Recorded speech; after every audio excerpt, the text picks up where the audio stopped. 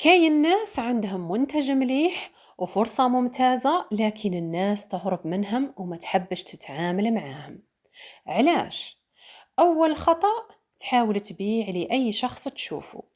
مش أي إنسان راح يهتم، ومش أي إنسان هو الزبون المناسب ليك. كي تضغط بزاف على الناس راح يحسوا بالانزعاج ويبعدوا عليك.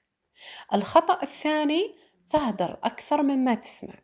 الناس تحب اللي يفهمها، ماشي اللي يبقى غير يهدر على المنتج وعلى الفرصة. أسمع مشاكل الشخص واحتياجاته، من بعد أقترح عليه الحل المناسب.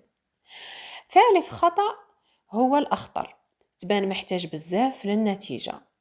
كي تكون طاقتك كلها أنه لازم يشري ولا لازم يسجل، الناس رايحة تحس بالضغط والثقة هنا رايحة تنقص.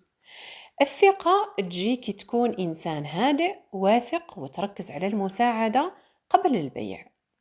البيع المباشر اليوم مبقاش يعتمد على الإلحاح، يعتمد على بناء الثقة والعلاقة مع الناس. قل لي، وش هو أكثر تصرف يخليك تهرب من أي شخص يبيع؟ لازم تتعلم كيفاش تخلي الناس ترتاح معاك، والبيع رايح يجي وحده.